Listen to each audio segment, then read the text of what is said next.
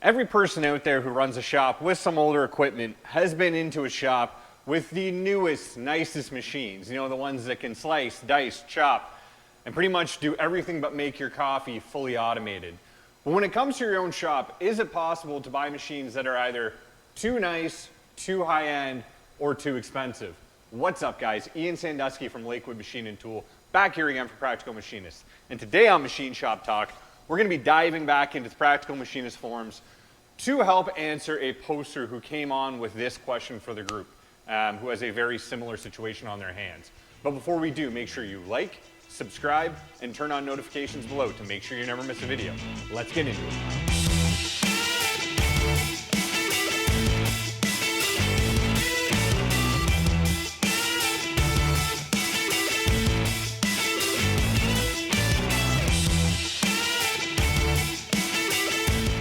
Okay guys, so as mentioned today, we are going to be covering a post that was on the Practical Machinist forums. It was on the shop management and ownership subforum, and the premise really caught my attention. It's a very interesting situation because I haven't seen this crop up before, but it's something that's definitely crossed my mind before. To quickly sum it up, a poster came on and was looking for some advice. They said that they had actually purchased a shop. It sounded like a little while ago. You know, they've been running it for a few years as an owner. And while the business itself was sound, the shop was old. So the shop obviously came, you know, with employees, with machines, with everything. It was a full running operation when they bought it. But some of the machines were very old. Some of them were literally scrap. They said they've been going for a few years now, and they've been replacing the literal junk machines. So some of these machines were just not worth keeping. You know, I think we've all seen them before. Boat anchors, I think a lot of us call them. So over the years, they've been replacing these machines, and they've gotten to the point now where they've pretty much replaced all the, let's call them garbage machines. You know, every machine they have now is either new or at least functional. I mean, I can attest for it, guys. I have some older machines. None of them have got to the point recently where I need to replace them, but there is definitely a line between a machine that is old and you trust with older work and a machine that is just a money pit or, you know, literally at this point, it's at the end of its useful service life. It's junk. So the problem that they have on their hands, or at least the dilemma that they're facing, is they would like to keep investing in this company, which is great. You know, they want to keep, you know, upgrading things. But now that they've gotten, you know, they've gotten some very big productivity gains after replacing, you know, machines that barely worked anymore. Now that the rest of the machines all work fine, they're worried that if they're going to be replacing these older machines that still work, they're not going to be getting the same bump in productivity and, you know, ability that they got with replacing the older machines. You know, they're really destroyed machines. And, you know, as everybody knows, capital in this business makes the world go round. You know, they're wondering, am I getting to a point where I'm just blowing capital for no reason, replacing machines that don't need it? And am I buying nicer machines than I need to? You know, what should I be doing here? Is it possible to get myself in a bad situation? Essentially, they want to know, when is good enough for the work they do and good enough for the shop they do? And, you know, at what point are they just throwing capital out the window for no reason? I thought this was a very interesting premise because this is a situation I've definitely thought about a lot before. You know, a lot of you guys who may, you know, follow us on Lakewood Machine on Instagram or on LinkedIn or even here on YouTube would know that we have some older machines. We've definitely added 3 machines in the last 3 years, but we've been adding. We've been putting on new machines on the floor as opposed to replacing because, you know, the old machines still work. We have work that suits them, but there's going to come a time where we need to upgrade.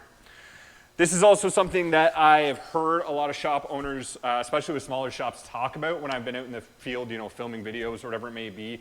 You know, I've had the chance to tour some absolutely incredible machine shops that make my shop feel Stone Age when we walk into them. You know, if you go check out some of the shop tours here on Practical Machinist, there are some shops where I feel like all I say is wow the entire video because everything in there is new. It's amazing. It's incredible. They have, you know, the highest end 5-axes with, 5 machines being served by a pallet pool and fully automated this, and it's crazy. It's crazy what they have.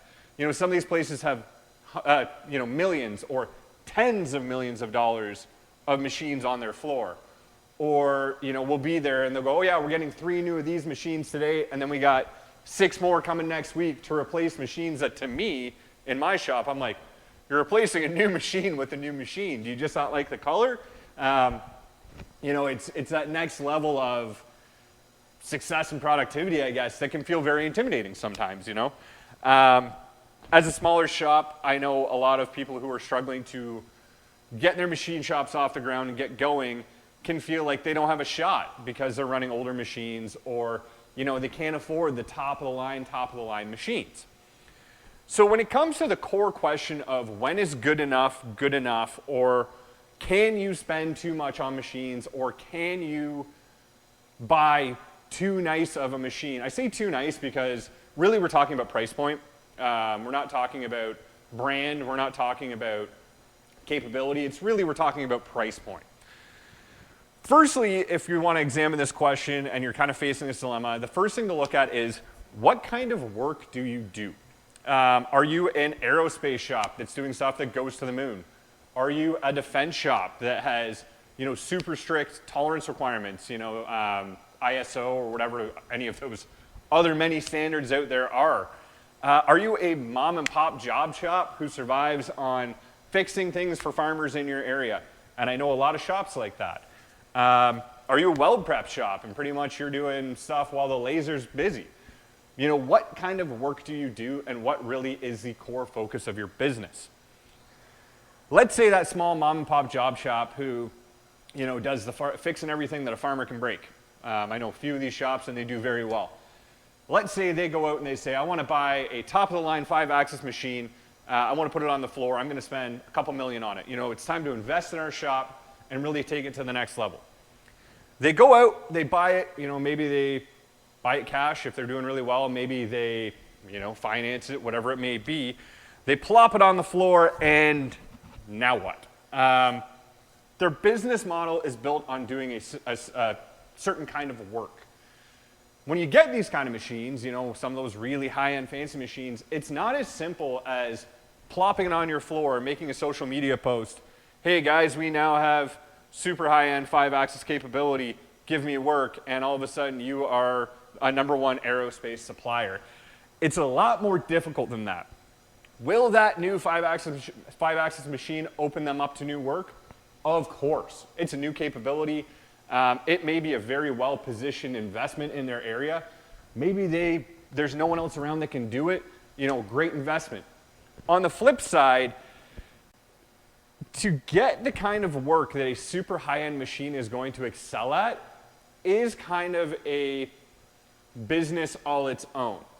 A lot of these really, really high-end shops that require 5-axis work, you need to be in an area or at least have access to companies that need that kind of work.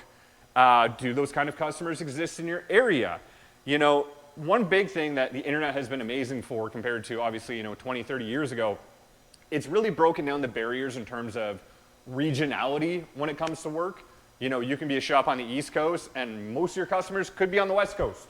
You could be a shop in England and a lot of your work goes to the US. I know lots of these scenarios. That said, especially as a smaller shop, one of your main strengths is going to be your proximity to customers.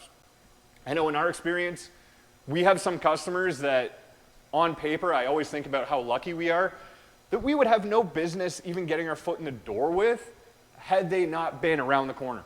Or had they not been, we're right by a highway. They're 2 exits down that way, or whatever it may be. They can come by with rush work. They can throw something in the back of a pickup truck and say, hey, we need this tomorrow. They can come by and have a meeting and say, hey, I want to check the progress on this. Can you do all those things online? Of course, absolutely. There are a lot of shops that do it really well. But having that proximity can really help. So does that kind of work exist in your area to help get your foot in the door? It's something to consider. I think another really important thing to think about too is if you're going to get one of these really high-end machines, if you could do it cheaper or the customer could do it cheaper on a cheaper machine, as with anything in life, they would have done it. So if they're doing this kind of work on a super high-end machine, you know, and I keep saying 5-axis, it's just something I don't have here, but mill turn, even just a really good lathe, super high production machine, rotary transfer, mill turn, Swiss, whatever it is, if whatever that work is could be done by some guy in his garage, let's be real, guys, 90% of the time, companies are going to go with the most cost-effective option. If you put a super high-end machine on the floor, it's going to have to bill out at a higher rate than your lower-end machines, or against a shop that is running lower-end machines or manual machines.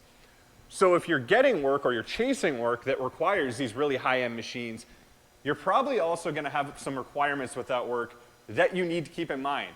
If you're doing super high-end work on a high-end machine, you probably can't measure it with a micrometer and calipers on your floor anymore. You may need as much as a room size or very large format CMM, or even a small format CMM if you're doing small stuff. You may need a climate controlled QA space. You may need a dedicated QA team. And I know every shop is structured differently, but you gotta remember, if they're getting work from this, there's probably tight requirements on it. So you need to make sure you're set up on that respect as well. The other thing is, you know, we're talking about getting work, you're gonna need essentially, I mean, again, I'm painting with broad strokes here, but you may need a dedicated sales team that spends the majority of their time. Sales team could be one guy, it could just be a manufacturer's rep. But going out to these high-end shops and taking meetings and, you know, going and doing the schmoozing and quoting full-time, because it may take a lot more to actually get to the point where you're making money with customers because the requirements are so high. Now, the one thing I definitely want to point out is this may sound a little sour grapes as a shop that clearly doesn't have super high-end equipment. Let's be real. We run old stuff, we run stuff that is fairly inexpensive. It is what it is, and it is what we do. There are scenarios where this isn't the case. One of the most inspiring shops that I've seen out there, I'm not gonna say their name because I don't know if they'd want me to, but they were a large shop that turned into a small shop. And they still do very, very high-end work on very high-end machines in a very small space. I don't think there's many people working there. I think it may be 2 or 3. They are producing amazing work for some of the biggest companies out there, you know, defense, aerospace, out of essentially what is a garage. I don't think they have a sales team. I'm sure they have good measurement equipment, but they're a small space, small shop that does this very, very well. I know shops that have started, you know, one guy on the floor with one very high-end machine and have done very well for themselves. So I'm not saying that small shops or, you know, shops with older equipment should not invest in the really high-end stuff, because that is going to give you opportunities that you're not going to have with lower-end stuff, period. You know, I can't tell you how much work I've turned away over the years because we just can't hit that tolerance on these machines. The ball screws aren't tight enough. It doesn't have the repeatability you need for this, you know, high-end aerospace stuff or whatever it may be. That I wish if we had put the money into getting something like that, you know, these really high-end machines, we could have had. Conversely, when you tie up a lot of capital in a machine, I'm just saying there are some things you should consider. You're gonna have to pay for that machine. You're gonna have to make the payments on it. You know, if it's a high-end machine, like again, a 5-axis with a small table, well, you're kind of limiting yourself one way while opening up doors on another. I'm just saying that you should take every opportunity to look at all the options when you're buying a machine and making sure it's a good fit for your shop, and not maybe just looking at more money equals better machine, I go for that. There are a lot of great mid-range machines out there. You know, if you're wanting to get into a new capability, like Swiss turning or whatever, and you want to put a Swiss on your floor, there's the top end, there's the bottom end, there's also some nice mid-range ones, so you can test the market. Does this work in my area? You know, now my payments aren't going to be my entire profit for the next 6 months. At the same time, maybe you do want to invest in that really high-end machine so you don't have to replace it in 5 years when you outgrow it. There are a lot of considerations that you need to take in mind when putting something like this on the floor, and I just think you need to be very aware of them. In any case, guys, I would love to know in the comments below, what have you seen work out with this? What have you seen not work out with this? You know, I've seen shops essentially be house poor making machine payments. I've also seen shops grow super, super quickly because they invested heavily. So I'd love to know what you guys have seen out there. I'd love to know your thoughts on this. And as always, make sure you like, subscribe, and turn on notifications below to make sure you never miss a video. Thank you very much for watching, guys. You take care.